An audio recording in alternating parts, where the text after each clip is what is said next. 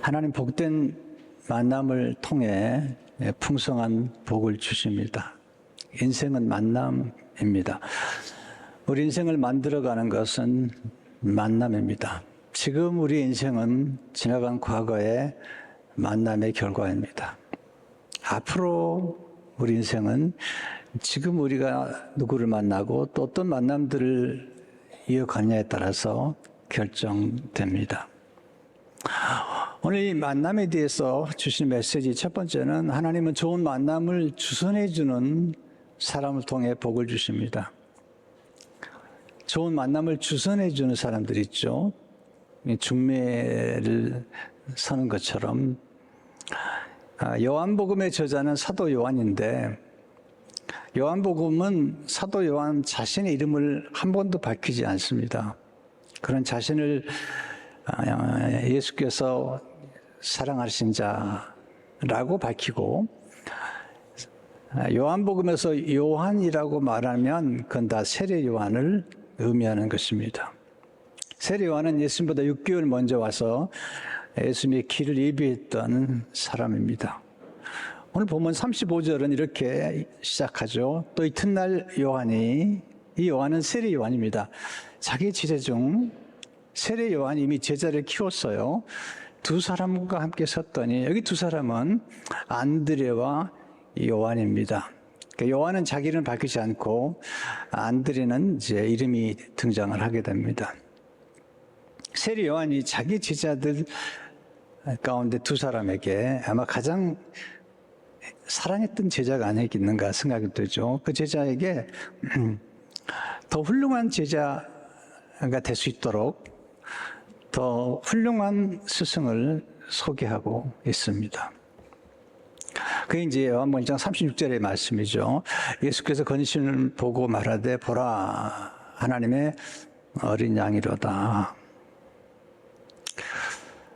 세례 요한은 정말 훌륭한 사람이죠. 예수님께서 여자가 낳은 사람 가운데 세례 요한보다 훌륭한 사람이 없다. 그 이유는 세례 요한은 질투가 없는 사람이죠. 본인이 키웠던 제자를 더 훌륭한 스승이 오셨다고 그 제자들을 보낼 정도의 훌륭한 스승이죠. 보통 이제 사람을 키우다 보면 그 대부분이 자기가 키운 사람들을 평생 동안 자기 아래에 두고 싶은 그런 유혹이 있습니다. 근데 세례 요한은 그런 스승이 아니라 자기보다 더 훌륭한 스승이 등장했을 때 그 더 훌륭한 스승에게 제자들을 보낼 만큼 마음이 넓은 그런 사람이었습니다. 근데 세례 요한이 증거하고 있는 놀라운 스승은 그냥 스승 정도가 아니라 하나님의 어린 양이라고 증언하고 있습니다. 요한복음 29절을 보게 되면 이튿날 요한이 예수께서 자기에게 나오심을 보고 이르되 보라 세상 죄를 지고 가는 하나님의 어린 양이로다. 보통 양이 아니고요. 세상 죄를 지고 가는 하나님의 어린 양, 곧 우리의 죄를 대신 담당하실 하나님의 어린 양이시다. 이건 그 당시에 이스라엘 사람들은 누구나 알아요. 그분은 곧 메시아다 하는 것입니다. 메시아란 히브리어로 구세주란 뜻이죠. 기름 부음 받은 자, 헬라어로 그리스도라고 부릅니다. 그리스도는 메시아이면서 또한 우리가 말하는 구세주입니다. 우리가 예수님을 믿는다는 것은 뭘 의미할까요? 우리가 예수 믿는다는 것은 예수님이 그리스도라고 곧 예수님이 나의 구세주라고 믿고 고백하는 것이 예수를 믿는 것입니다. 그 이상도 그 이하도 아닙니다. 그래서 이건 너무 중요한 거죠. 세례 요한은 예수님을 알아본 사람이죠. 하나님께서 세례 요한에게 계시를 주셨습니다. 성령이 빌기처럼 임하는 그가 성령으로 세례를 베풀 사람인데 그는 하나님의 아들이다. 하나님이 계시 주셨어요. 하나님이 자신을 계시해 줄 때만이 우리가 하나님을 알 수 있죠. 요한복음 1장 32절 33절을 보면 요한이 또 증언하여 이르되 내가 봄에 성령이 비둘기같이 하늘로부터 내려와서, 여기 요한은 세리 요한이죠. 그 위에 머물러 있더라. 나도 그를 알지 못하였으나 나를 보내어 물로 세례를 베풀어 하신 그이가, 하나님이시죠, 나에게 말씀하실 때 성령이 내려서 누구 위에든지 머무는 것을 보거든 그가 성령으로 세례를 베푼 이인 줄을 알라 하셨기에 내가 보고 그가 하나님의 아들이심을 증언하였노라 하니라. 하나님의 아들이시다. 이건 엄청난 일이죠. C.S. 루이스가 하나님의 아들에 대해서 얘기하면서 하나님의 아들은 하나님이시다. 그 이유는 사람이 사람을 낳으면 사람이고 개가 개를 낳으면 개인데, 하나님이 하나님을 낳으셨기 때문에 그분은 하나님이시다 라고 이제 얘기를 하죠.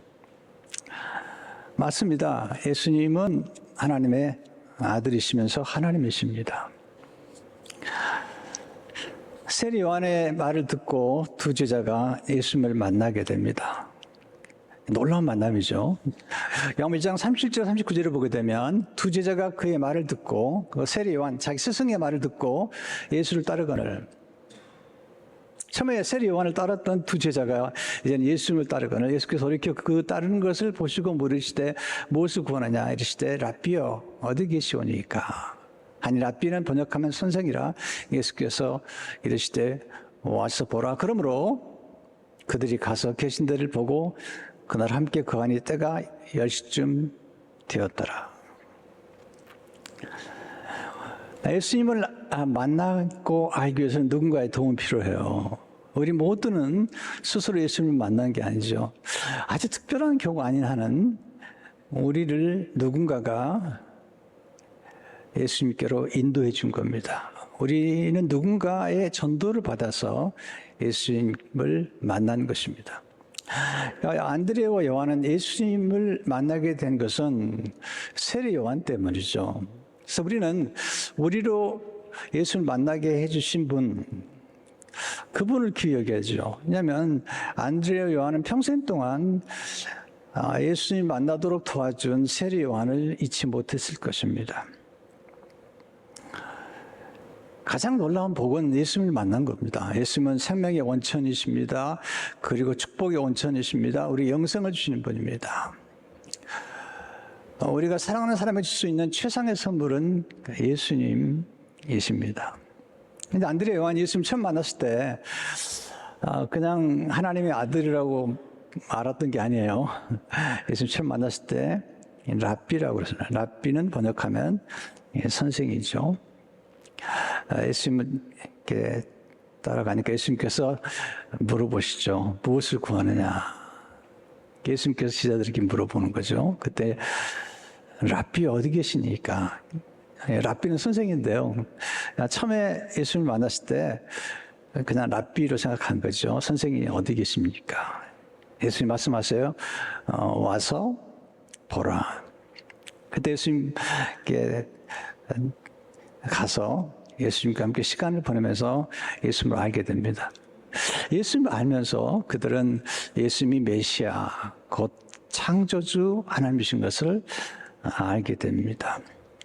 두 번째, 하나님 좋은 만남을 통해 우리 자신의 진면모를 보게 하십니다. 우리 자신이 누군지를 알게 되는 건데요. 우리 스스로가 우리 자신이 누군가를 아느냐? 사실 잘 몰라요. 베드로가 원래 시몬이었는데 예수를 만난 다음에 놀라운 말을 듣게 되죠. 요한복음 1장 42절을 보면 데리고 예수께로 오니 예수께서 보시고 이르시되 내가 오늘 요한의 아들 시몬이니 장차 게바라리라 하시니라. 게바는 번역하면 베드로라. 시몬의 이름은 들으심이란 뜻이야.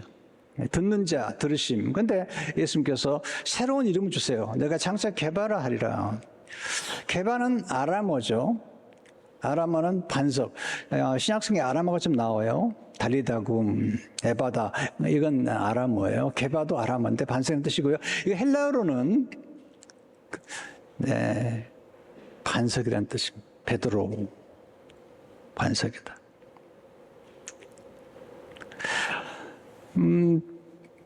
베드로의 원래 이름은 시몬이죠. 예수님께서 베드로를 만났을 때 그 이름을 불러줘요. 시몬이다. 근데 넌 장차 앞으로 미래죠. 게바와 같이 반석 같은 인물이 될 것이다 라는 것입니다. 가끔 우리는 우리 자신을 가장 잘 아는 사람이 우리 자신이라고 말하죠.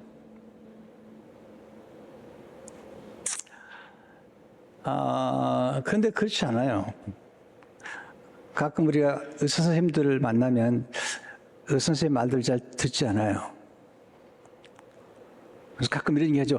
내 병은 내가 제일 잘 알아요. 그렇지 않아요. 내 병을 내가 잘 안다고요? 그렇지 않아요. 우리 자신의 병이나 우리 자신을 잘 몰라요. 그럼 어떻게 할 수 있냐? 좋은 만남을 통해서 가는 거죠. 폴 트리니가 이렇게 말하죠. 실제로 사람은 누구도 자기 혼자서는 자기 자신을 이해하지 못한다. 다른 사람과 만남으로써 자신이 누구인지를 알게 된다. 예수님 시몬을 만나셔서 새 이름을 주셨어요. 예수님과 만남을 통해 우리는 새 이름을 받게 됩니다. 우리는 그리스도인이라는 이름을 받게 되죠. 또한 새로운 세계가 열리게 됩니다. 놀라운 겁니다. 베드로가 고기 잡는 것밖에 몰랐는데 새로운 세계가 열리는. 거기서 끝나는 게 아니죠. 예수님과 만나면 영원한 세계를, 영원한 영생을 얻게 하고 하나님의 나라를 소유하게 되는. 예수님은 창세 전부터 계셨던 창조주시잖아요. 그리고 만남을 통해서 우리에게 영원한 세계를 가르쳐 주신 분이죠. 사실 우리가 예수를 만난 다음에 정말 복을 많이 받았어요. 이미 복을 받았어요. 우리는 진짜로 이 사실을 알아야 돼요. 오늘 우리가 성경을 암송했잖아요. 성령께서 오시게 되면 하나님이 우리에게 은혜로 주신 것들을 알게 하려 합니다. 우리는 하나님께서 은혜로 주신 것들이 너무 많아요.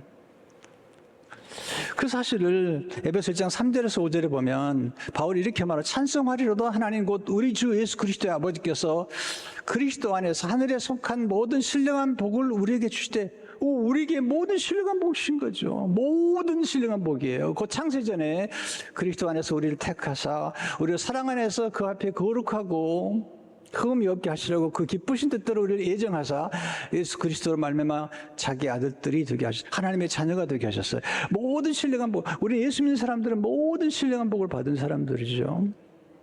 사실 이 땅에 있는 모든 사는 동안에 물질, 명예, 권세 중요할지 모르지만 이 땅을 떠나게 되면 그 모든 것들은 우리에게 허무한 겁니다. 우리에게 정말 필요한 것은 모든 신령한 복이에요. 신령한 복. 네. 근데 그걸 우리가 이미 받은 사람들이죠. 복음은 하나님의 방문이죠. 하나님 아들 예수님께서 이 땅을 방문하셨어요. 네, 자기 땅에 오매 사람들이 영접하지 않은 거죠. 하나님의 방문이 부흥이에요. 부흥. 우리 생애 가운데 하나님 방문하신다는 것은 대단히 놀라운. 우리 생애 가운데 누군가를 통해서 하나님의 우리를 방문하신 거예요. 예수님은 찾아온 베드로도 만나지만 예수님이 찾아가셔서 빌립을 만나요. 요한 1장 43, 44절을 보게 되면 이튿날 예수께서 갈릴리로 나가려 가시다가 빌립을 만나 이르시되 나를 따르라 하시니 빌립은 안드레와 베드로와 한 동네 베세다 사람이라. 예수님이 또 빌립을 만나시죠.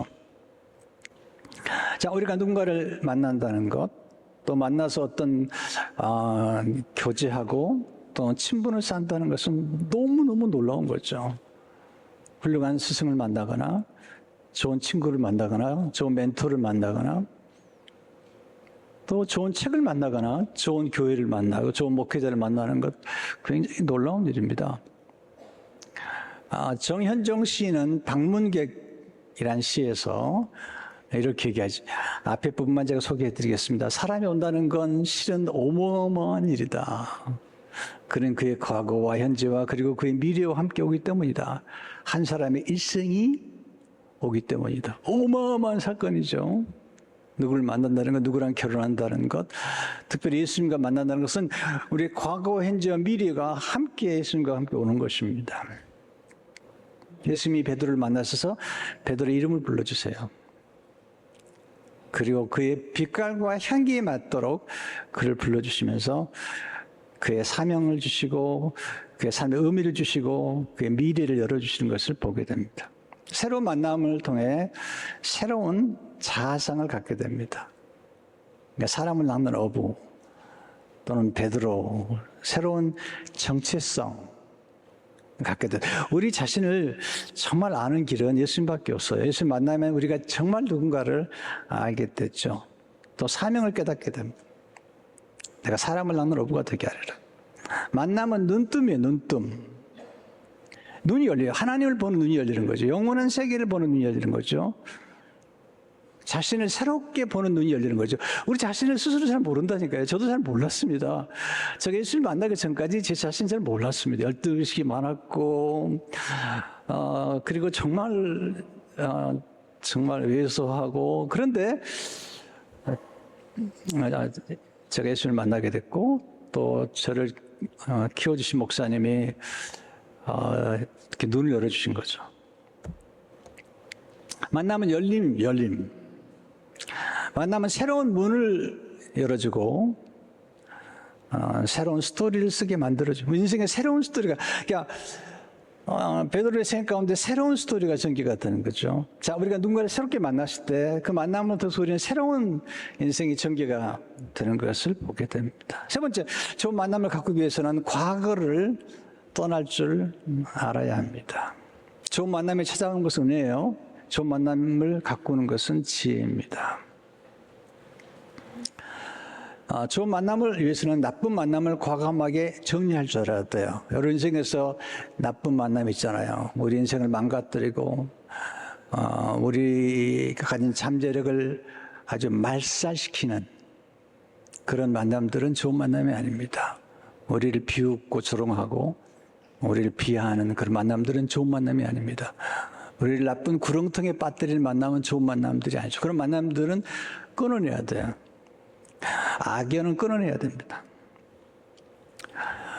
나쁜 만남을 과감히 끊어내거나 지나간 과거를 과감하게 정리할 수 있어야만이 새로운 문이 열리는 거죠.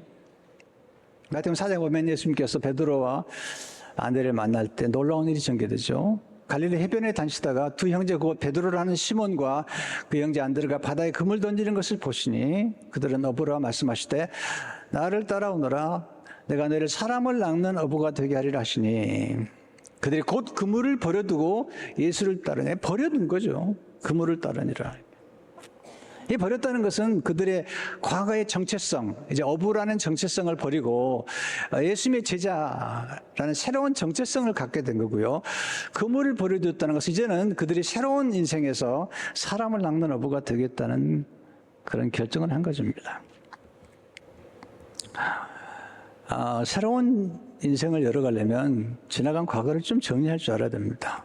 마크 베터슨은 이렇게 말합니다. 당시 인생의 새로운 장을 열려면 이전 장을 끝내야 한다. 그래야 페이지를 넘겨서 새로운 문장을 시작할 수 있다.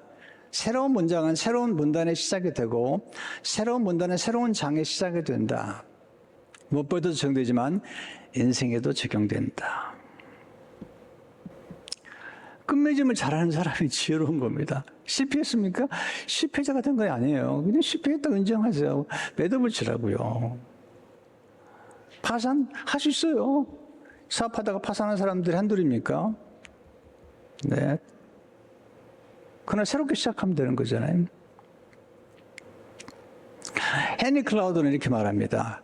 좋든 싫든 끝맺음은 삶의 일부다. 잘 될 때나 제대로 못할 때나 그것은 삶과 엮여 있다. 좀 더 나은 내일, 새로운 수준 또는 다음 단계로 나아가기 위해서는 반드시 무언가가 끝나야만 하는 것이다. 삶에는 반드시 단계와 주기가 존재한다. 새로운 것이 시작되기 위해서는 언제나 오래된 것이 끝나야 한다. 끝맺음을 잘하기 위해서는 분별력이 필요하죠.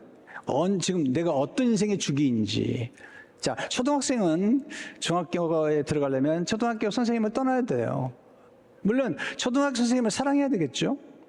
중학교에서 고등학교, 고등학교 대학교 갈 때, 그리고 대학교를 떠나게 되면 스승을 사랑해야 되지만 우리 인생의 스승도 멘토도 바뀔 수 있습니다. 또 바뀌어야 됩니다. 물론 평생 동안 우리를 인도해 줄 멘토가 있고 또 감사해야 되겠지만 우리 인생의 멘토는 바뀔 수 있는 거고요. 또 스승도 바뀔 수 있는 것입니다. 유통기한이라는 게 있는 거예요. 또 인생의 시즌스, 우리 인생의 각 계절에서 새로운 만남, 새로운 선택, 새로운 선교지, 새로운 선교사님, 얼마든지 새로운 변화를 추구할 수 있는 거 아니겠어요? 그러나 우리가 지금 새로운 시대에 와 있다면 새로운 시대를 향해서 마음을 열어야 되겠죠. 예수님께서 오심으로 복음 시대, 은혜 시대, 성령 시대가 왔잖아요. 예수님 과감하게 새로운 시대를 열었잖아요. 우리는 과거를 기억하고 과거의 은혜에 대한 감사를 해야 되지만 우리는 새로운 문을 여시는, 새로운 장을 여시는 하나님의 놀라운 계획을 또 알아야 되겠죠. 이사야 40장 18절 19절 이르면 너희는 이전 일을 기억하지 말며 옛날 일을 생각하지 말라. 보라 내가 새 일을 행하려니 이제 나타날 것이라. 너희가 그것을 알지 못하느냐? 반드시 내가 광야의 길을 사막의 강을 내리니. 세 번째, 예수님 깊이 알아갈 때 좋은 만남은 더욱 복된 만남으로 발전합니다. 베드로가 예수님을 처음 만났을 때 안드레를 통해서 만났죠. 보세요. 우리가 누군가를 통해서 예수님을 만나는데 그 다음에는 우리가 예수님과 직접 만나게 되죠. 베드로가 예수님 직접 만나는 가운데 예수님을 더 깊이 알아갑니다. 그리고 어느 날 예수님을 향해서 놀라운 고백을 합니다. 그게 마태복음 16장 16절의 고백인데 이 고백은 놀라운 고백. 시몬 베드로가 대답하되 예수님은 주님이십니다. 모든 만물을 만드시고 모든 만물을 소유하시고 모든 만물을 섭리하신 주님이십니다. 그리스도십니다. 메시아입니다. 살아가신 하나님의 아들 하나님이십니다. 라고 고백한 거죠. 그래서 베드로의 생애가 놀라운 변화를 가져오게 됩니다. 여러분, 우리가 누군가를 신뢰하려면 우리가 만나는 대상이 신뢰할 만한가를 알아야 되잖아요. 우리가 예수님을 만났을 때 예수님이 어떤 분인가를 알수록 우리는 그분을 신뢰할 수가 있고 베드로가 점점 예수님 알아갑니다. 그 고백할 때 예수님께서 베드로에게 내 귀를 세우겠다. 이 반석 위에. 그리고 십자가 부활을 얘기하십니다. 놀라운 일인 거죠. 우리가 예수님을 더 알아가야 돼요. 그래야지 성장할 수 있습니다. 베드로후서 3장 18절에 보면 오직 우리 주 곧 그 주 예수 그리스도의 은혜와 그를 아는 지식에서 자라가라. 영광 이제와 영원한 날까지 그에게 있을지어다. 자, 우리가 좋은 만남을 가진 것은 그리스도 은혜예요. 그리고 우리가 살아가는 모든 그리스도 은혜죠. 그런데 예수님 아는 지식에서 점점 자라갑니다. 예수님 믿는 데서 끝나면 안 되죠. 예수님을 점점 친밀하게 알아가는 게 필요한 것입니다. 결론을 맺겠습니다. 하나님 예비하신 좋은 만남을 위해 기도하십시오. 여러분, 좋은 만남은 정말 좋은 기회라는 생각이 들어요. 제 인생을 돌이켜보면 점을 몇 개 찍는데 그 점이 모두 좋은 만남이죠. 예수님과의 만남과 함께 예수님을 통해서 만나게 된 점들을 통해서 제 인생이 만들어져 가는 것을 보게 됩니다. 제가 좋아하는 명언 가운데 루스티 베르쿠스 말을 좋아하죠. 인생에는 가끔 신비한 만남이 찾아와서 우리 인정해주고 우리가 어떤 사람이 될 수 있는가를 일깨워준다. 그리하여 우리가 가진 큰 가능성이 비로소 빛을 발하기 시작한다. 와, 이래서 좋은 스승, 좋은 책, 또 주님과의 만남이 필요한 것이죠. 예수님을 만나지 않았다면 우리 안에는 가능성을 어떻게 하겠습니까? 가끔 우리 인생이 시들어질 때 우리 가슴에 불을 붙여주는 만남이 필요하죠. 슈바이츠 박사는 이렇게 말합니다. 우리 마음에 불이 꺼질 때가 있다. 그런데 다른 사람의 도움으로 불이 붙을 때가 있다. 이 불을 붙여준 사람에게 우리는 깊이 감사를 보내야 한다. 좋은 만남이 또 다른 좋은 만남을 낳는 거죠. 세례 요한을 통해서 안드레 요한이 예수를 만나고 그리고 안드레 때문에 베드로를 만나고 또 예수님께서 빌립을 만나 빌립이 나다리를 만나요. 이렇게 엮어지는 것처럼 이제 우리가 할 일은 뭐냐면 이렇게 좋으신 예수를 만났잖아요. 우리는 더 깊이 묵상해야 돼요. 하나님이 은혜를 주신 것들, 예수님을 통해서 은혜를 주신 것들을 깊이 묵상할수록 우리는 감사할 수밖에 없어요. 네, 너무너무 감사해야 되고 우리 예수를 만나는 것 자체가 충격이에요. 경이로워야 돼요. 와, 놀랍다. 그런 감격이 있을 때 이제 우리는 다른 사람들에게 예수님을 증거할 수 있습니다. 너무 어렵게 생각하지 마세요. 제가 예수를 만났습니다. 제가 메시아를 알고 있습니다. 오늘 아침에 예수를 만나고 왔습니다. 조금 더 자세히 설명하려면 사형리를 통해서 또는 브릿지를 통해서 여러분 배운 것들을 통해서 증거할 수 있잖아요. 오늘 성가대가 예수님에 대한 찬양을 불러주셨는데 너무너무 감동적이. 너무너무 감동해. 가슴이 막 뛰지. 예수님 부활과 예수님의 재림에 대한 찬양을 불러주셨는데 너무너무 감동적인. 그 감동이 우리 안에 뛰어나야 됩니다. 여러분과 저는 복받은 사람들입니다. 이제 우리가 할 일은 이 복음을 사람들에게 나누어주는 것입니다. 기도하겠습니다.